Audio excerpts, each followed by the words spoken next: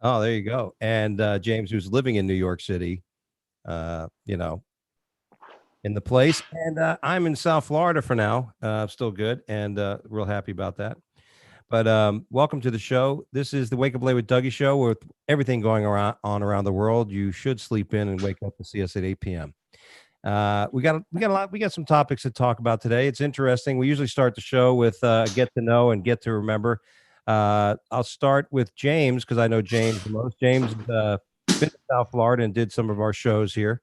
We've worked together at Kazi's Comedy Club in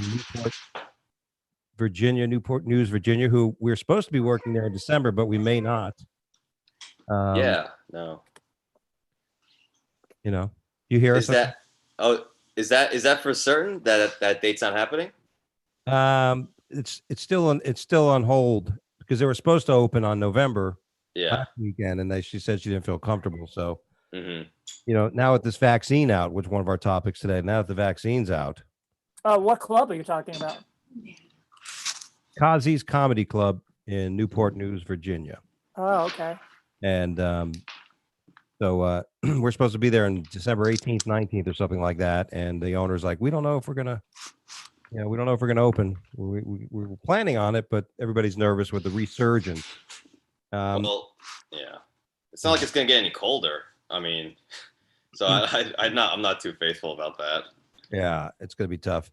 And Jeff, who I met in California at the, it used to be called the Laughlin Laugh Fest, but it's a different name now, at the comedy contest that we were in back last summer. Yeah, it was the Antelope Valley Comedy Festival in Lancaster. I was going to say Lancaster, Pennsylvania. Different Lancaster, California. That's right. And you did great. You had a great set. I had a little, because it was one of those comedy festivals where you cannot repeat, or comedy contests where you cannot repeat material. And I was like, well, what do I open up with? And some other comics said, come out with your best stuff. No, save it. And I ended up coming out doing stuff I probably shouldn't have done. Well, I advanced to the finals by doing your stuff that you didn't get to. Thanks. Yeah, I see you. Yeah, genius. I just want you to know you're very, very funny. Yeah, thanks. You're a great writer. And let me tell you, you're one hell of a performer because when you were doing those fat guy jokes, they were killing. They go, wow, why is that skinny woman talking about being a fat guy? But she's so likable. The Me Too movement, honey. It's the Me Too movement. Stick with it. What is your suggestion on content? Do you just try to get to the next round and worry about it later, or do you actually plan out a little material? Oh, I had my sets all planned out for like each round. Okay, very, very interesting. I think that like a good show, your set should have like a one-man show. You should have an arc for people get to know you, get to know who you are, and then your opinions and whatever struggles you have, and then and as you go along in your show, people get to know you and see what you're all about, and you progress. The things you talk about should have a natural kind of arc or narrative to them. So the same thing when people are seeing you several times over different sets and maybe different nights, they get to know you. So your first set should be what you're all about, and then second set like a little bit more, and then also too you get to watch what the other comedians are doing, what they're actually like, what their characters are like, what their material is like, and then you can adjust so you can be more. If you have a lot of family stuff, but then there's a lot of guys doing a lot of family stuff, you might want to do your relationship stuff. And if a lot of guys are doing relationship stuff, so you have to be prepared, but also at the same time, you have to be fluid.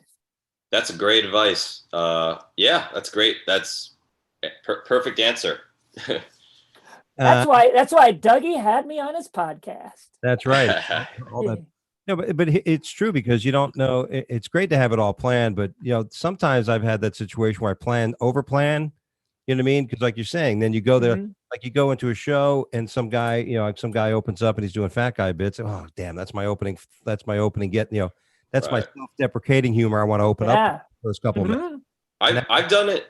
I've done it where like I do a contest and I know I'm doing like 5 minutes. So I'll like run the 5-minute set like 60 times before. And then when I do it, all I do is the set. I don't like read the room or do anything else. And it's just like, I just it's I just forget like this is a crowd. This isn't the same crowd. Like you got to get them all the time. So that's been one of my cruxes when I do contests.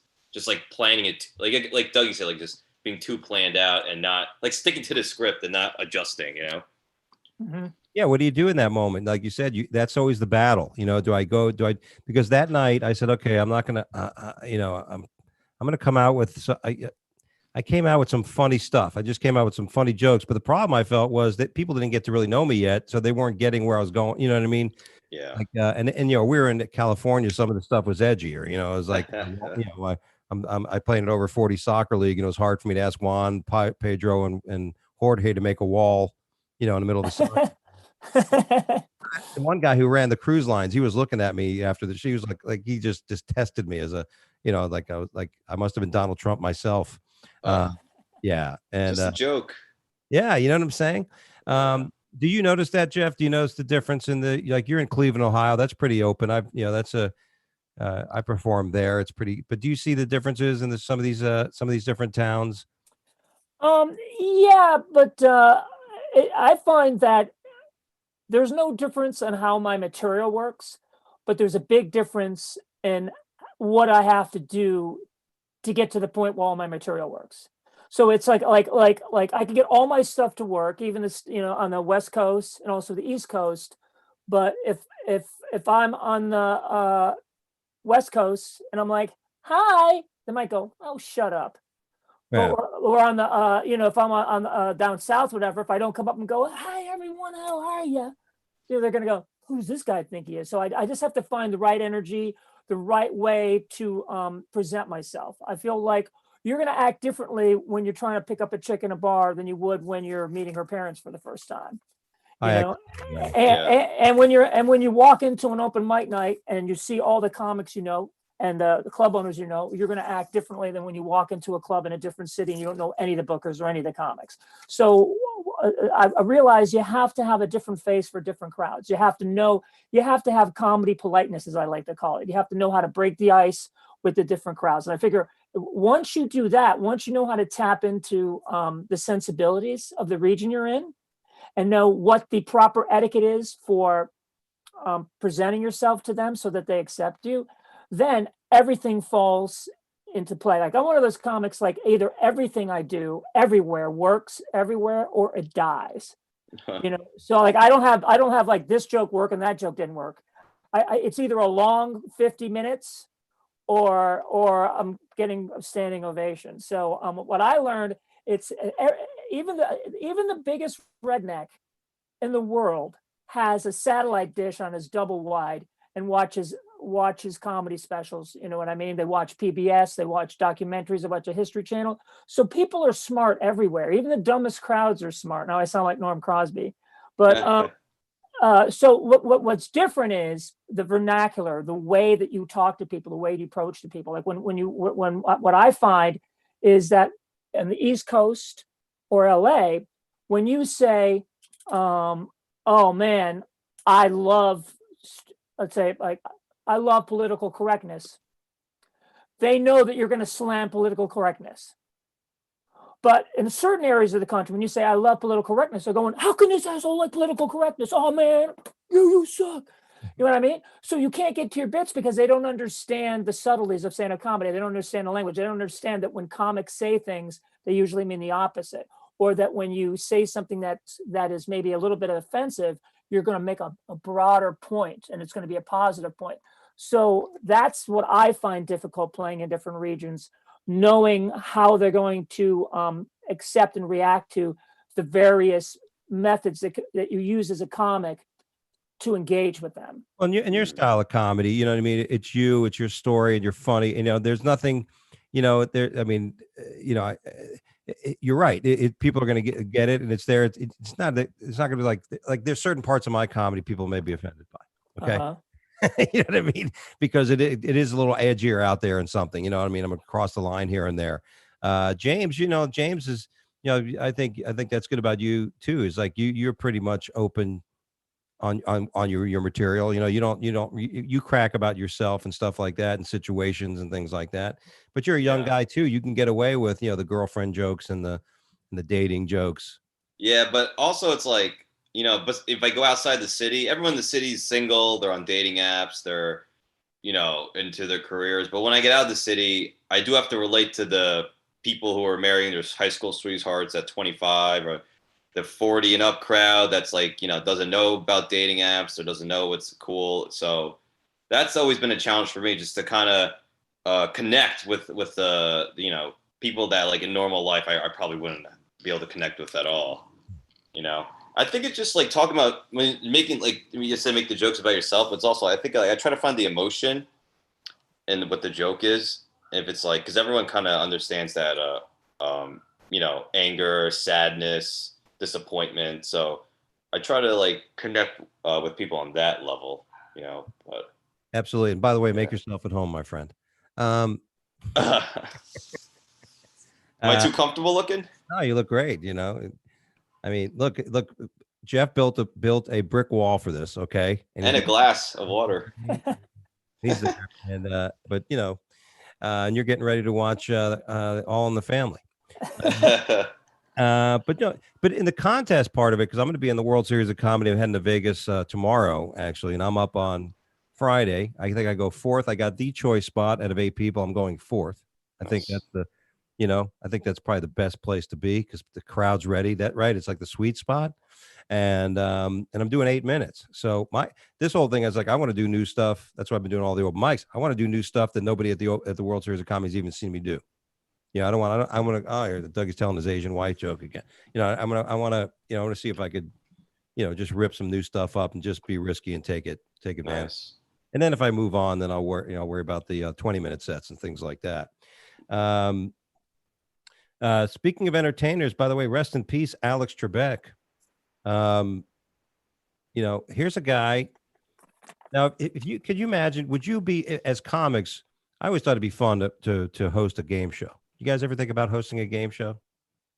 Oh, I did it a lot on the cruise ships. I was a staff member for Carnival Cruise Lines when I ran the Punchliner Comedy Club on my ship. And so I was comedy club manager, but I had to do other activities. So I did all kinds of fun activities. And I thought it would be cool to like actually, host a game show on TV.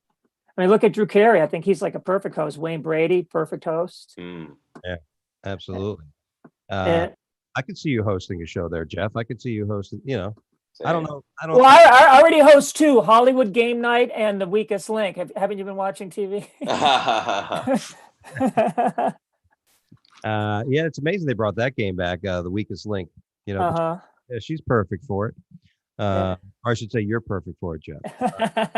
Now that's a great joke that you tell. And you had to have people stop you on the street, right? Or is anybody, it's kind of, someone comes up to you and says, "Oh, you look like, Oh, well, it's funny. I can say this in my act that I look so much like Jane Lynch that it never occurs to some people not to tell me that.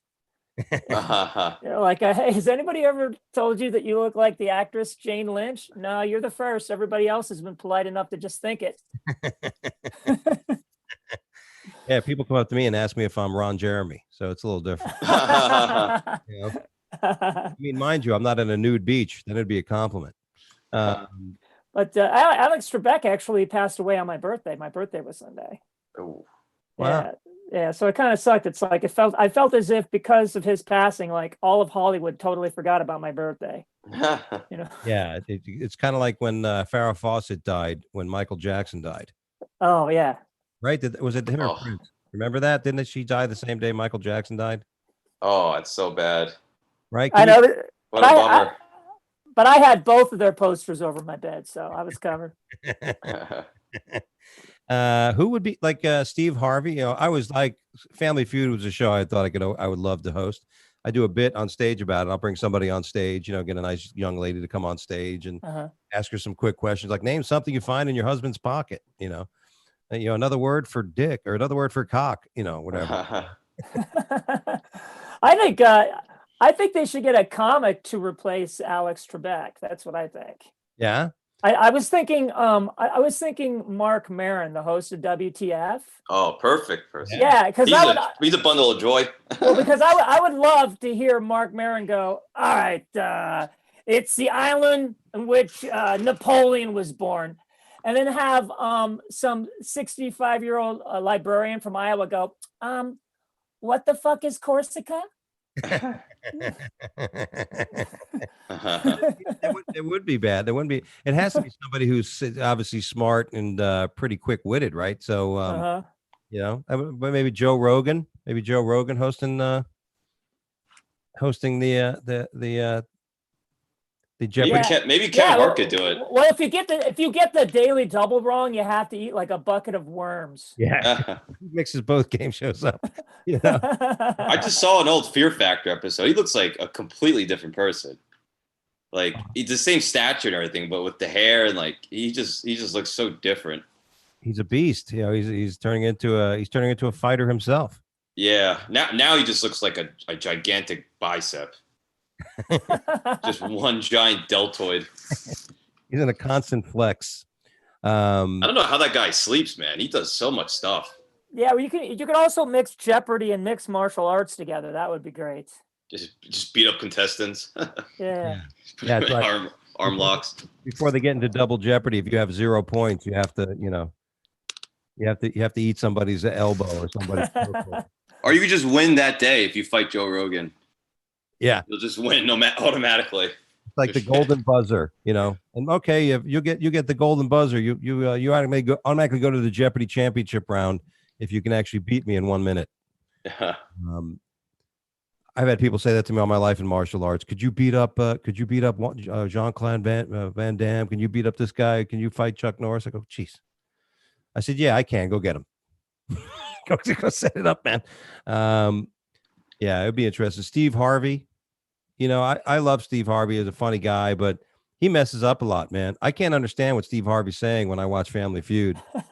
He'll say like, name a word that rhymes with him. What the fuck was the word? I didn't hear the word, man. And I'm sorry, go ahead.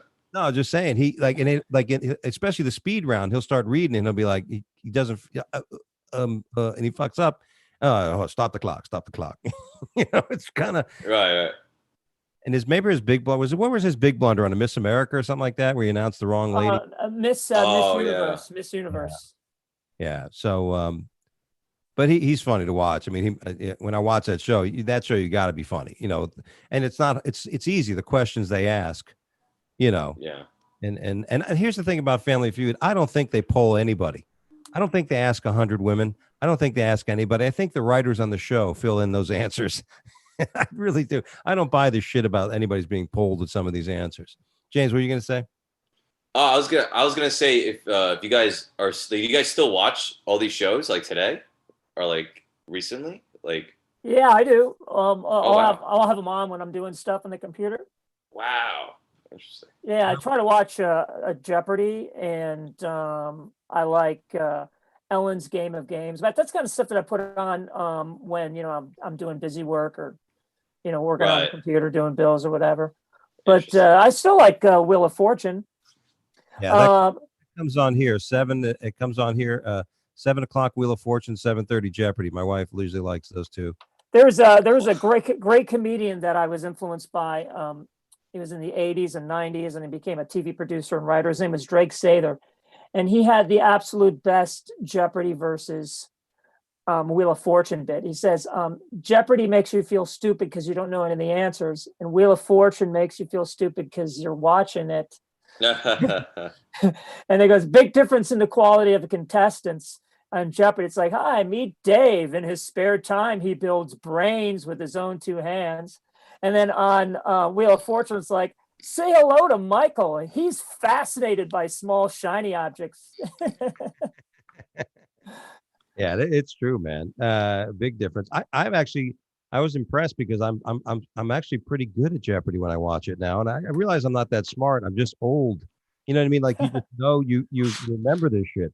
I surprised my wife, and then you start thinking maybe I can win this game, and then you realize no, they probably know the answers quicker than you do because you watch those people on Jeopardy pressing that button. I got to get that button. Yeah. My wife loves the Game Show Network, so we're even watching stuff now like who's the guy Carlton from the Prince of Bel-Air. He hosts 21, the game show there. And it's like, this is the cheapest. They win $1,000 or $2,000. What's that? The game, I tell you what, the game show I think is pretty exciting to watch is The Wall on primetime, where the guy from Chris Hardwick. Chris Hardwick. That's a pretty good show. That's a pretty cool game. Yeah, this is an homage. My background is an homage to that show. That's Yeah. what I was gonna. That has nothing to do with comedy clubs. Even though they're a big pachinko machine. Yeah, that's a good show. You know, Pretty cool. and he got a raw deal. I thought. You know, I mean, he was really big at one time, and he had everything going for him. He had one of those Me Too things happen, I think it was. Yeah, you know, with somebody that he was in a relationship with. But. He kept. What? Yeah, that should be disqualified right there. When you're in a relationship with somebody and they said, you know, I mean, listen, they're abusive people, and let's not be sexist. There's abusive people. You know, I've been with abusive women. You know what I mean? But no guy's going to admit that. You know, hey, my girlfriend beats the shit out of me all the time. Would you rather a woman punch you or beat you up, or just mentally scold you and berate you for 10 years?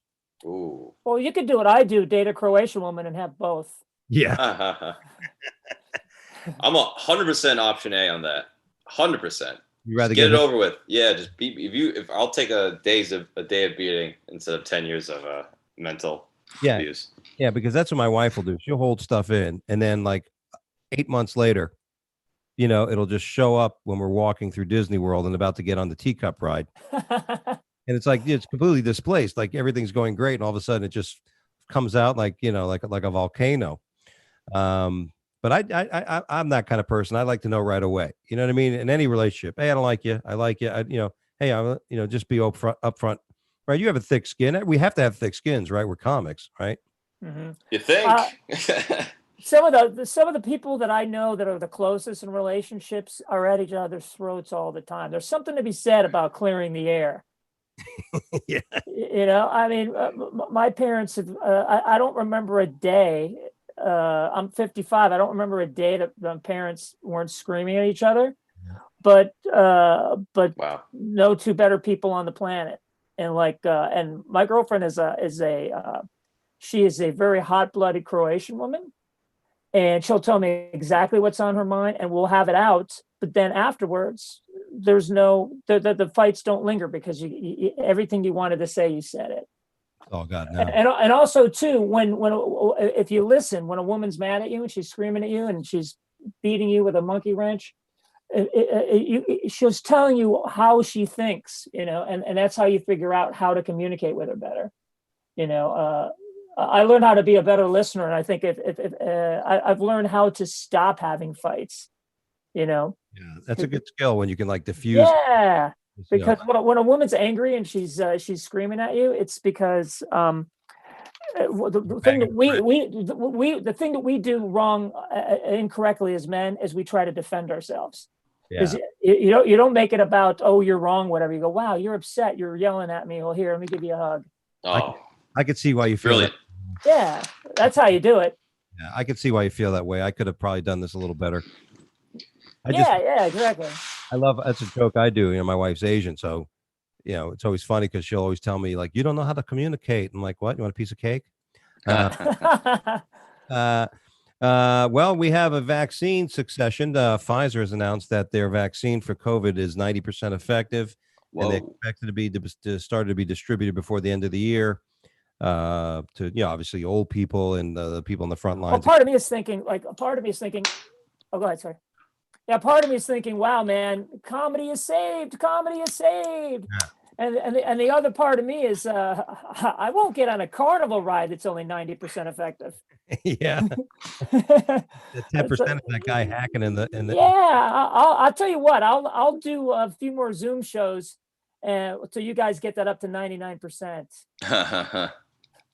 I went and got my blood drawn today for my 6-month meeting with my doctor, you know, to go over stuff. I wanted the antibody test again. Now the nurse there is telling me things that my doctors, because I love when a nurse says doctors don't know nothing, you know, which I guess could be true at times.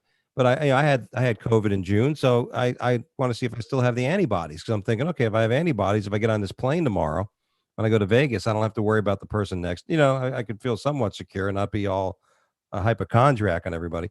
You know, but So she's like, oh, no, you never lose those antibodies. They're always there. I'm like, well, am I always immune? No, no, no, no. I'm like, come on, man, just draw my blood. I don't know. Speaking of speaking of medical stuff, you all of us gentlemen here have heard the expression blue balls. Oh yeah. I would first of all, what ultimately we're going to get to is whether or not it is a medical illness or a medical condition. Let's first start with you guys. Have you suffered blue balls ever? Well, no, I haven't, because as you can tell by my voice, I'm still waiting for mine to drop. There they go. What about you, James? Well, what do you mean by blue balls? Like, do you mean just like you're in bed with someone and then it like ends abruptly before you get to, come? Or do you mean like just like over the course of time, like just not getting laid and like holding everything in? Like, what is the? I think you could have left out the cum word, but oh, I'm sorry. This is a family friendly show. No, it's not. But See Bugs Bunny there. Last week we had a story. About there was a Catholic school or some prep school, the Catholics, United, and the National whatever. But when they put their sports memorabilia together in their merch, it said CUM. And yeah, somebody signed off on it. It was in the gift store. Yeah, basically it means that. It means like you're all psyched, you're ready, you're ready to go, and all of a sudden they go, oh, I don't feel right about this, I gotta go. And then, is that a medical condition? I think no. I think it's like, I don't think it is, because once you get that load out, it's like everything just clicks back to normal. I do think that if it's like over a period of time, then you do go a little cuckoo bananas. That's a medical term, cuckoo bananas. Yes, that's why. That's the school I came from. I came from Rutgers, baby. And I'm getting a funny feeling that the questions that Dougie's asking us tonight are the questions he was too afraid to ask his doctor during his 6-month checkup. he was afraid to ask. He was asking us. The nurse had me so scared about the antibodies. So I'm like, I'm not asking her about blue balls. While we're on the antibody subject, ma'am, mind if I ask you? Well, as James is a young guy, so what James is basically saying, Jeff, if I was listening, as you said, is that when he's never suffered from blue balls, because if he's ever been in that situation, he's just such a stunning young man that he can just go find another woman who will oblige, or he takes care of it himself. I guess he's never suffered because he's just not going to put up with that kind of shit. Yeah, I'm not gonna tolerate it. That's exactly right. Yeah, I'm 55, so I'm like, this stuff doesn't even register with me. Like, if you were like, I'm still like, what gets me hot is like looking through ARP magazine and seeing that phone with the big numbers on it. So so wow, I could actually text on that without my reading glasses. That's what I'm thinking about these days. He's got one of those cricket phones. I'm not gonna lie. I'm at that point when I go to a restaurant now, not a Denny's or something, but a nice restaurant with the lights. I can't see the menu. I got to get my flashlight on my phone, and I got to check out the menu. I can't see the damn menu. Mm-hmm. So my point is that, like, when guys talk about sex or something, or young guys in road, I could care less. Like I work with like how old are you, James? 27. Yeah, so I work with guys in their early 20s, and they want to hear like, they ask me questions about like exploits and things like that. Wow, you were like, you've been doing comedy for 30 years and you toured in the 80s and 90s. I'm like, yeah, man, like 40, 50 weeks a year for like over 20 years. And they're like, wow, did you ever like have a menage a trois? And I was like, I don't like to share nachos. I've just never, like, I've never been with a woman and thought, you and I could use right now competition. Yeah. My problem is I can never last. Too excited. I think if someone calls it exploits, I think you probably be safe that they're not telling the truth. Exploits. If a guy goes, you want to hear about my exploits on the road, they're probably those guys like, no, let's go watch some Jeopardy. Yeah. It's like, well, like I worked with this guy who's like 24. He was like a recent college graduate, and we were doing a one-nighter, and he asked me, like, how often I go on Tinder. And if I, met anybody on Tinder and I'm like, Tinder, and I'm like, I don't belong to Tinder. And he's like, what, don't you like hooking up? I go, yeah, but not if it means creating a new username and password for something. Uh-huh. Yeah, but hooking up with a stranger might be fun, but when you're young, but to me, it's not worth having to download anything else from my phone, so. Yeah, that's true. I remember the story. What was it? That company that they were online and they were cheaters and Ashley Oh, Madison. Ashley Madison. Yeah. it turns out that 90% of the women on there were in one zip code in coming out of one zip code in Alaska or something like that. Remember? Oh, wow. All these dopey bastards. I remember because all those types of services or all those like websites they had. And I went to a few. There was this thing called Adult Friend Finder. When you wanted to get freaky, you would try to hook up with your girl, and like you said, you always get it free, right? Oh, dude, it's free, and then you get to see these people. But then if you want to message them, oh, that's $29.95 if you want to. I'm like, no, I don't think I need this kind of stuff out there. Nothing's free. It's all a lie. Nothing is free. Thank you, my friend. Well, Blue Balls says it says Pediatrics, official journal of American Academy of Pediatrics. Blue Balls, a diagnostic consideration in testicular pain in young adults. Oh, young adults. Yes. Well, like most of us, like I said, if I want to have sex, honey, you want to have sex? Like, nah, I'm tired. I go ahead and just watch TV. You know what I mean? It's not like I was 20 years old where I got to find something to put this thing. I see what you're saying. So if you're young, it kind of makes you go a little bit cuckoo bananas. But if you're, I guess, older, you're kind of just like, all right, whatever. Yeah, you can deal with it. Oh, okay. That sounds pretty freeing, actually. Well, I think what you're saying is we all kind of that saying kind of means like a mental state. Like, come on, baby, finish what you started, whatever. But you're saying that it can actually be a physical, like if that happens enough, there could be physical ramifications. It could be a condition. Yeah, blue balls is widely used colloquialism describing scrotal pain. Oh. After high sustained sexual arousal, unrelieved, except for James. It's remarkable that the medical literature completely lacks acknowledgement of this condition. I don't know if I ever felt that like. What is this from Bro Bible? What site is this? I told you who it's the American Academy of Pediatrics. Wow. That's okay. This is the stuff that one guy said, okay, this is what we got to write today. This is our day. Yeah. This is the journal. I know we talked about cancer the day before, and I know we talked about all that. Yeah, we actually putting a pig's heart in a human. Remember that was the one we did the other day. But now we're going to do the story about blue balls. I don't think I've ever suffered that bad from it, but I do believe it exists. All right. Well, here's the time of the show where we're going to make it funny, everybody. This is where we're going to go over some stories, okay? And you guys are comics. You could have looked over the show. You could have done your research. You could have done anything. Sometimes you got to just do it off the cuff, right? Sometimes you just got to do it off the cuff. So these are our stories of the day.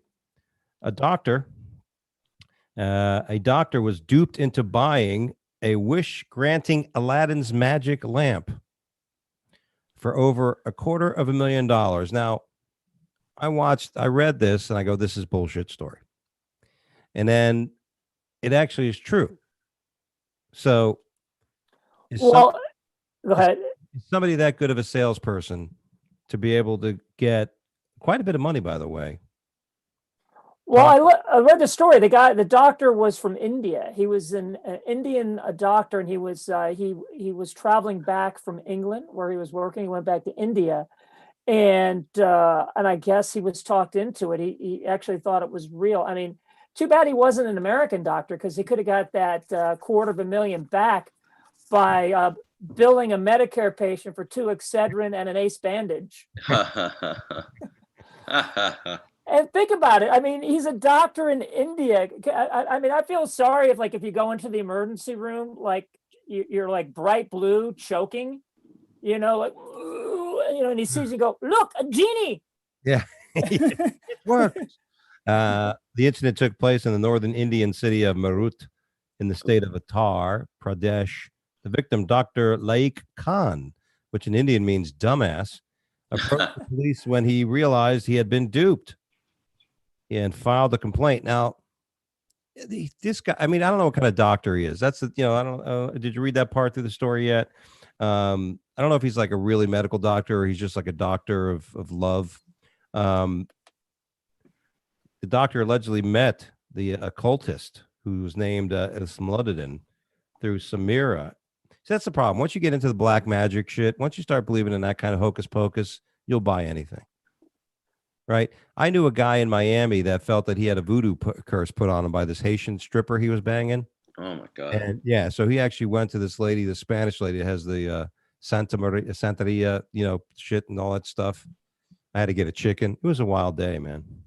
I wonder if there's a medical condition. There's a name for the medical condition when you keep rubbing your lamp, but no genie comes out.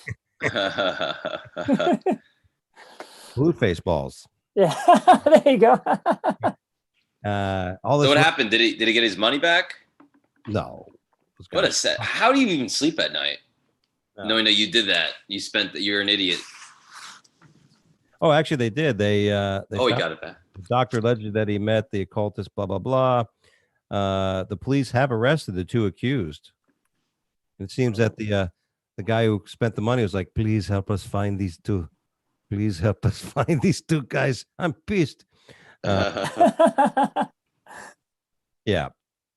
What's the stupidest thing you think you've ever bought, James? God, I don't even know. The dumbest thing I've ever bought. Or you witnessed somebody buy?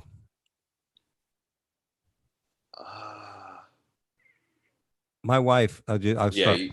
Yeah, the dead air is killing you. My wife bought one of those like sit-up machines. They were supposedly had the rollers on the back to make it more comfortable to do sit-up. And I was like, "This is the worst piece of God I've ever seen in my life." I tried to buy weed once and I just got robbed. Like they just, it was the easiest. It was so pathetic. Like I had money and I just gave it to them and they were like, yeah, go fuck yourself. Yeah, we'll be back. Huh? I've been with friends like that. They went South Beach and somebody wanted to get cocaine. Like I gave these guys $200 to get coke. Yeah, when they coming back. And then I apologized to them because I thought they were gonna like beat me up because they were like it went from one guy to like a next thing you know 5 of them are there, and then I was like started apologizing. So I not only did I get robbed and give them my money, but then I apologized after. So that was probably that was a bad one. No wonder you didn't suffer from blue balls because you have no balls. Yeah. At this point, Jeff, anything you purchased that you would like to admit to? I can. Oops, wrong one. Here, this right here. Here, I was gonna show. Well, I guess I can show you right here. I've got my. Eddie. Yeah. Oh, wow. His head's gone. Oh, because he's not showing on the screen. Eddie, and that's from. I'm thinking of the song "Die with Your Boots On." If you're gonna die, that's the Trooper, right? Yeah, there we go. I saw them 3 times. What a band, Iron Maiden. Yeah, this is now I know what you're thinking. That's not a stupid purchase. No. I have to say, for your girlfriend on Sweetest Day. Yeah, that's. You might as well get her a box of nuts. Oh, and here you go. You're gonna love this. Look at this right here. I got Kiss Pez dispensers. Oh, those are cool. Those aren't dumb purchases. I want to buy it. How much you selling? Yeah, I want it. Well, they that is pretty cool. It's cool stuff. All right, let's see here. Here's a story. The getaway car was easy to spot, Oregon cops say, because it had a sofa on top. Rule number 1, if you're going to rob a bank or do a robbery, your getaway car should not be an SUV with an old couch on it. Yeah, rule number 1. Yeah, the guy made a mistake. They said to bring the getaway car. He thought they said bring the get away from it all car. And I think the reason why he was robbing that store is to get enough money to get a moving van. Yeah, trying to raise money to help me move. Responding to an armed robbery on Tuesday morning at an Oregon hardware store. Didn't have to go far to find the getaway car. It was a dark colored Mazda CX-9 with a black sofa strapped on top. Deputies Jesus. spotted the car near Ace Hardware in Happy Valley. They pursued the car, still carrying the sofa, north of Interstate 205 into Vancouver, Oregon. Thank you. Officials wrote the driver finally stopped the car and dashed away on foot, but they caught him because he had a recliner strapped to his back. See, I just made that shit up right there, everybody. What an idiot. I hate this person. I hope he goes to jail for life. It's good when criminals are stupid. You know what I mean? It's good when, there's those stories, how many times you see a guy goes into a place, he goes in there during the day, gas station, and he goes and he actually is looking for a job because he needs work. And he goes in there and he fills out an application. Oh, wow. And then he comes back later with a mask on his face with the same T-shirt and same pants, and he robs the place.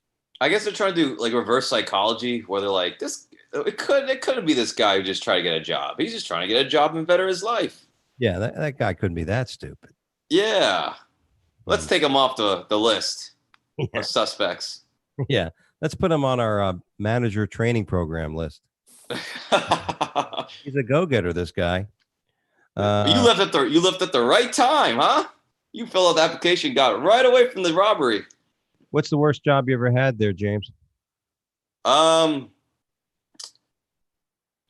don't really have any bad jobs. I just worked at retail. I had a job. Oh, here we go. So I worked at Petco for like a day. I went for training for 3 days. And my first day, at the end of my shift, they were like, all right, just go around. They gave me a trash bag and were like, all right, you got to go around, just throw out all the dead animals. The animals have died throughout the day. And this was not in my training at all. Like I thought I was going to be petting dogs and like giving out cookies to dogs and just working the register. And they just dropped that on me. There's literally a bucket in the back where they just incinerate them. And that's like what I was supposed to do if I closed the closing shift duties. And I was like, dude, I can't just like pick up rats and throw them. I can't pick up spiders and like I just don't have it, man. Well, I didn't know Petco sold rats and spiders. You know what I mean? Whatever, like gerbils and shit. That's what, yeah, like not rats, like gerbils and everything, like the little things they sell. But like, all right, they not talking about dogs and cats. That just happened. No. Just insects, fish, and little furry animals. But I mean, I'm the type of guy that if I'm driving and there's roadkill, I still swerve around, even if it's been run over like 150 times. So I wasn't comfortable with it. Now, you do that because you feel bad of running over the carcass, or you don't want to get the blood on the paint of your car and fur? No, I don't. I'll get the blood in my face. I just feel bad running over the carcass. I feel bad for some reason. I don't know why. Jeff? I'm lucky. I didn't really have any. When I was 17, I went straight into the Army. And then when I got out, I went straight into stand-up comedy. And then I worked for American Greetings as a greeting card writer. And Nice. I think what was really difficult was when I got laid off from there before I went to work for Carnival Cruise Lines. I was like 40 years old, working in a mailroom and copy center for a law firm. And it was the worst 6 months of my life, because here I'd been on television, I've been on cruise ships, I've toured the world, I've had my own newspaper column, I've been on, it's just, and then here I was delivering mail to people with pictures of their families and their house on their desk, and and having business meetings and talking about their big cases, and going home in their BMWs, and I was taking the bus home after delivering mail all day. And it was like, I have to do whatever I can to find a way to go back into comedy. So then I went to go work for Carnival Cruise Lines. For 10 years, I was a crew member. And because that's what comedians who couldn't get booked did before Uber. And I ran the comedy club for Carnival Cruise Line, and it was very difficult being a comedian working on cruise ships, because on stage they want you to be funny, but like off stage you have to keep your mouth shut. And I was constantly like, dealing with guests, and I was trying to be funny, and sometimes you get them, make them angry. Like they'd come up and ask me, "Are you one of the youth counselors in the youth camp?" And I go, "Well, not anymore." Yeah, because apparently it's considered unprofessional to yell "King me, bitch" when playing checkers with a 6-year-old. And and I ran the comedy club, and a joke I do is the difference between running a comedy club on land and running a comedy club at sea is if you heckle in a comedy club on land, the manager will throw you out. If you heckle the comedians in a comedy club at sea, the manager will throw you out, and then the next day come up to your cabin with a fruit basket and apologize as the cruise director standing behind him spanking him. Yeah, it's got to be tough. Yeah, it was really hard dealing with people that were always unhappy, always yelling at you. And what I found really difficult about it is I have a certain code of conduct, and I think people should act a certain way. And I don't like people who feel that just because they pay for a service that they can act like children. It was really difficult. So after a while, I realized that my job wasn't to teach people how to act. It was, just to try to just be nice. And so, but running a comedy club is hard at sea. People would, I would get in trouble. One time, is people don't understand that stand-up comedy is it's a matter of taste. And people would come up to me and complain about the comedians. This guy's not funny. He's not funny. He's not funny at all. And so one time I said, "Excuse me?" And the woman said, "This guy's not funny." I said, "Excuse me?" She said, "This guy's not funny." And I said, "Excuse me, ma'am, but I can't hear you. There's 500 people laughing at this comedian right now." But then again, that was also my best job, because I got to do comedy 20 sets a week. I got to go all around the world and make great people. So sometimes what you think is a terrible job can end up being one of the best experiences you've ever had. You just don't know it till later. That's right. So true. And this is our when life gives you lemons moment. Yeah, exactly. Show. Well put. Yes, I think so. I think one of the weirdest jobs I ever had was I repossessed cars when I was in college for a while.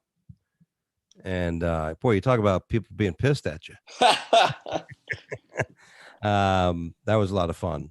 Here's our next story. Omaha man trying to make sure his gun was safe shoots himself in the leg. I saw that one. An Omaha man told police he was trying to make sure his handgun was safe, and he shot himself in the leg. Well, at least he's not a comedian. Yeah. Because if he were a comedian, he would have shot himself in the foot. There you go. He just missed his blue balls. Hold on. Go ahead. Repeat that one more time. Let's make this real. Go ahead. Say it again, Jeff. What's that? Go ahead. What was that again? If he was a comedian, what? Oh, if he were a comedian, he would have shot himself in the foot. Yeah. Woo! For the sound effects guy. Yay, that's great stuff. Thank you very much. I'm a gun carrier. I have a concealed weapons permit. I carry weapons. You carry a weapon, Jeff? No. I do go to the firing range every once in a while with my dad, though. Yep. He's 79 and he has a concealed carry permit. We don't trust him with the remote control. But I'm one of those people. How I feel about guns is I think they're fine, but I just don't understand why it doesn't make sense to some people that people should be trained and licensed, and there's a responsibility with weapons. You know what I mean? Yeah. Well, you're speaking to a martial artist, so it's like, when you learn how to beat the shit out of somebody to the point they can't breathe, you better have some sort of some training, some responsibility. That always happens. Though it's funny, like people say, "Oh, I thought martial artists are all disciplined." No, a lot of martial artists are assholes. There's a lot of. It's almost like in the comedy business, right? That ego thing. When somebody gets good and they become assholes, they can't deal with that type of convention. You know what I mean? And there's always a group of assholes in martial arts. Trust me. The man was sitting in his 2011 Chevrolet Malibu, preparing to meet friends for drinks when he decided to make sure his gun was safe. Boy, checklist. We're going to go hang out with my buddies. Going to go try to get laid. Gonna have some beers. Oh, let me see if my gun is safe. It's like checking his phone, like checking Facebook, but he just checks his gun instead. Yeah, that's how he's probably trying to break his habit from checking his social media. Yeah, I'm trying to get off TikTok. Let me check my gun and do something else with my hands. That's right. Officer Joe Nickerson of Omaha police spokesman said most guns will still shoot if there is a round in the chamber. Yes, of course. Oh, that's a good thing to know. Yeah. I tell you, ever since I started fire, I learned how to handle a rifle in the Army, but I started shooting handguns with my dad, and I don't like action movies anymore because when you watch action movies, everyone's like, Yeah. and the first time I fired a handgun at the range, after the first shot, I was like Aunt B throwing that fishing pole up in the air at the beginning of the Andy Griffith Show. I was like, ah! I mean, just the noise. Like, I love these TV shows where they're in a car and they fire the gun and they're just like. I mean, if you ever fired a weapon without headphones, I mean, your ears are ringing for a week, and the noise is just frightening. And when I'm at the range, I'm just like. That's another thing. I'm not afraid of guns as I am afraid of people who don't know how to use them. Like when I'm at the range, and I'm glad that guy, the range master, has that piece on his hip, because I know that if anybody went crazy, whatever, he'd know what to do. Yeah. I've been at a gun range where people don't, you never, the guns always go on that table. They're always pointing down range, Right. And it's kind of funny. One time, my wife, she loves guns and stuff. So one of the first times I took her, we had the AR-15 on a outdoor range, and she has the gun in her hand, and she's turning around talking to me, like, "Where's the clip? Where's the other? Where do I put?" I'm like, "Honey, what the?" And then the range guy comes running over. "Ma'am, what the fuck are you doing?" And of course, it was my fault. She yelled at me. Yeah. How dare you? How dare you point a gun at yourself? Why did you tell me that? So what do you think about what do you think about like more gun laws, or like this whole debate over gun laws? I don't understand why people get so upset about just. I'll throw it in there. I'll tell you something. I think you have to have training and all that stuff. I'll go a step further as a financial advisor. I have to go to get CE every couple of years. So I think that if I'm a gun owner, and especially if I'm going to own an AR-15, for example, not just a handgun or a shotgun, if you're going to get that, then you should be able to you have to, every couple of years, you have to go and have an interview with somebody to make sure you're not, check your medications. There should be some sort of background check on that aspect, right? Or if you go through a breakup or something, you have to have a license for a Vespa. Yeah. And I don't think we're ever going to have sensible gun laws as long as people think that the government's going to take their guns away. That's one I've never understood, Well, here's the thing. Like you said, you don't like to tell people how to be, right? You don't. Right. And here's the problem. I think something that we all need to realize is that we are in a country that has a lot of smart, intelligent people, a lot of brilliant people, great athletes. This is America. You have some of the best, characters, shining stars in the world. But like every yin has its yang, and you're also going to have, you know what I mean? You're always going to have that hoople head, that's been banging his sister since she's 5. You know what I mean? And he's drinking beer and smoking meth, and you're always going to have these people. But the worst part about our country now isn't just those dumbasses. Again, it's the people that think they're smart and are giving advice on Facebook. Those people really need to be shot by somebody cleaning their gun. Yeah, it's not smart people. Helicopter carrying heart for transplant crashes. Not bad. You imagine you're waiting for your heart. Where's the helicopter? It crashed. Oh, what? Firefighters then found the heart and handed it to the doctor, who tripped and dropped it. I think the guy on the operation table screwed. How many bad things can happen? Helicopter crashes.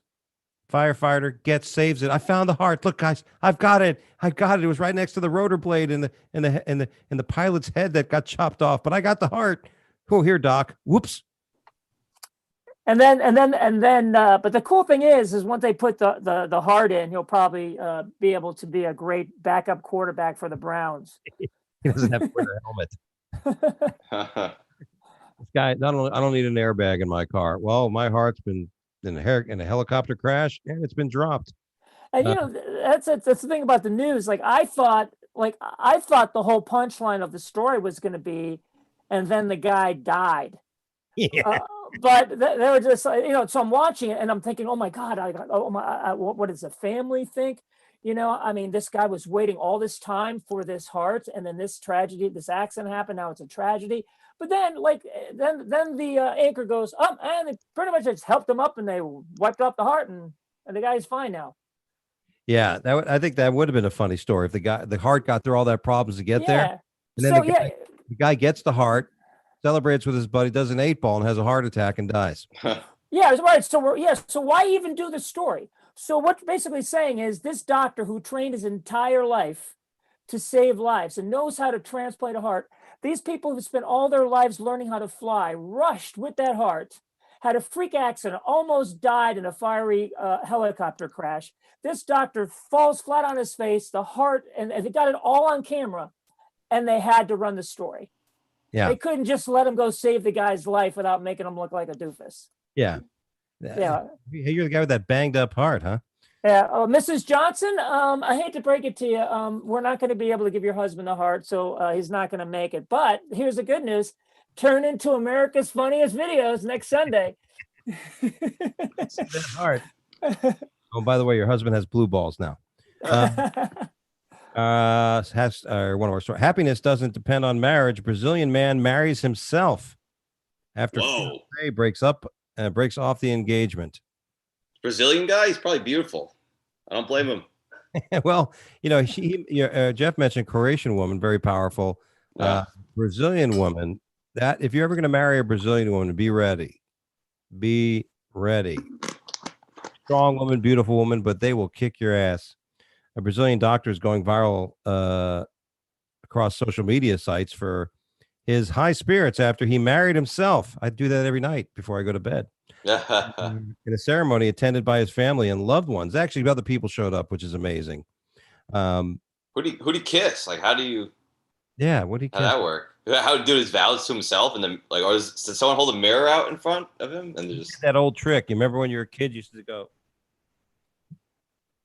Oh yeah. You just like you're making out. But if there's a priest at the altar, then who's he gonna face? He's gonna have to have like his own little wall. Yeah, he had a beautiful wedding. They took place at a resort in Takari, Bahia, where he exchanged vows with himself. Do you take? I love you. I'll cherish you forever. I'll handle everything the way I'm supposed to. I'll be a man. I'm so glad. I'll be a man too. I'll be there for you. You know what's funny? It's like I want to find out that they go because I guess his fiance was a gentleman. Did I get that right? That they're a gay couple.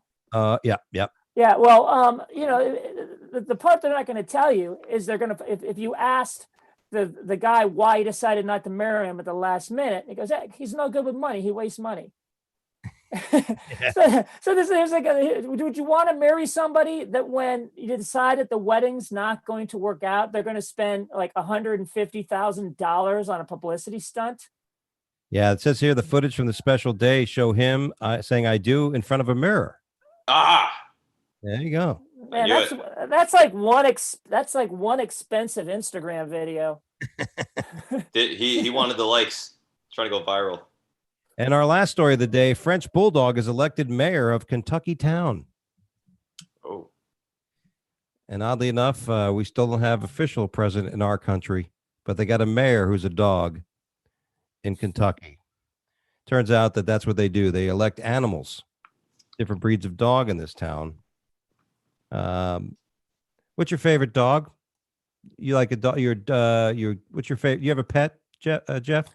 No, I had we had a dog for a long time. Her name was Maggie, a lab. So, and I love labs. We have 2 labs next door, and these things are amazing. Like my dad keeps, we have a big box of treats, for the dog, because we don't want our own pet anymore. So, whenever we walk past, the dogs like see us and they bark and go nuts until we come over with the treat, and they just jump like Tigger. They just bounce up and down until you give them the treat. And anytime like a gig gets canceled on me, or or I don't know how I'm going to make my bills this month, and I lose another gig to COVID, I just put on my shoes, go get a doggy treat, go next door, see them jumping dogs, and everything is good again. There it is. What a way to celebrate. James, you're not an animal guy, I can tell.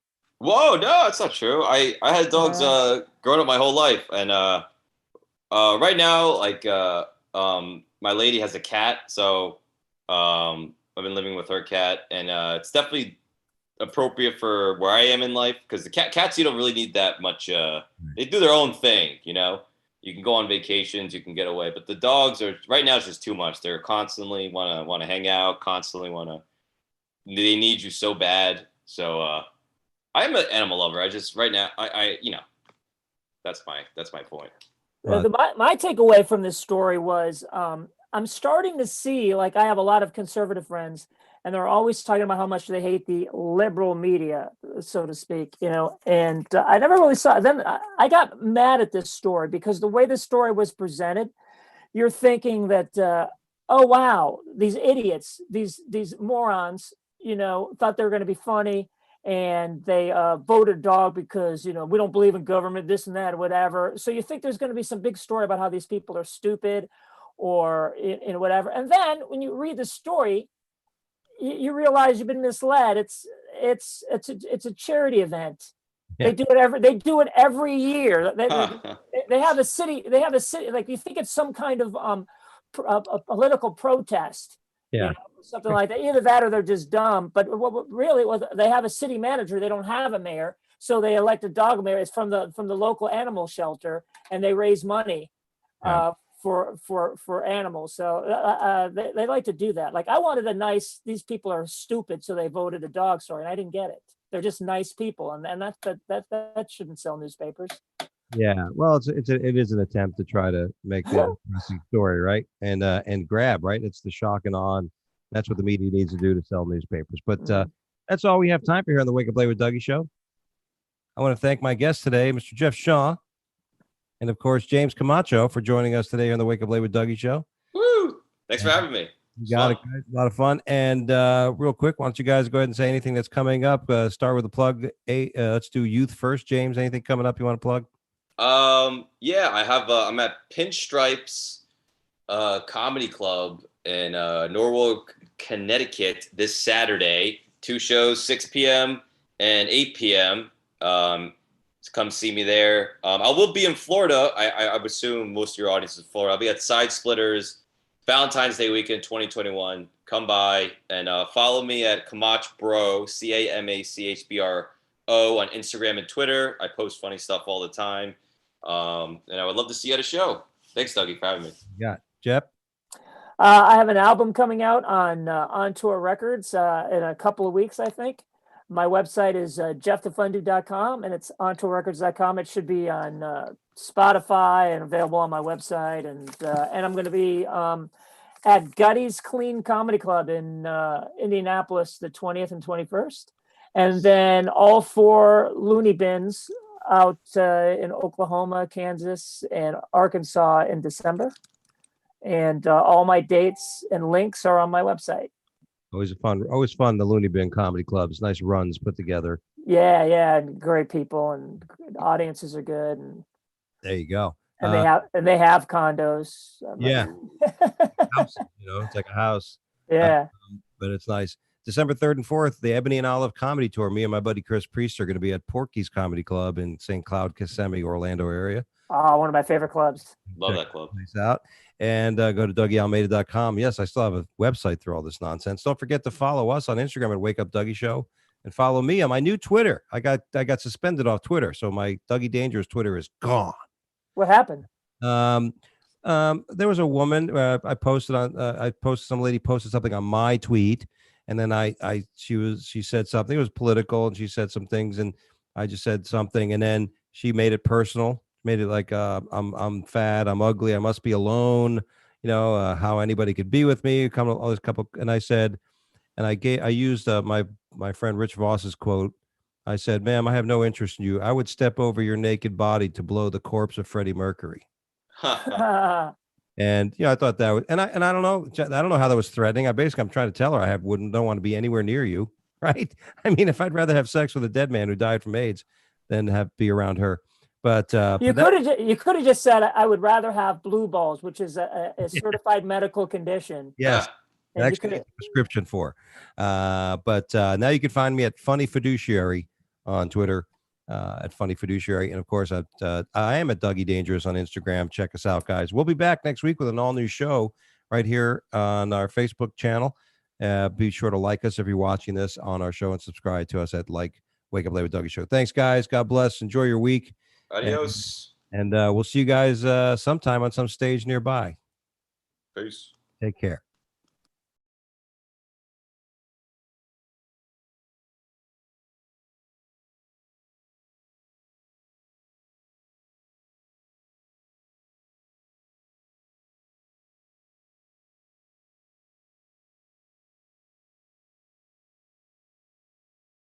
Wake up!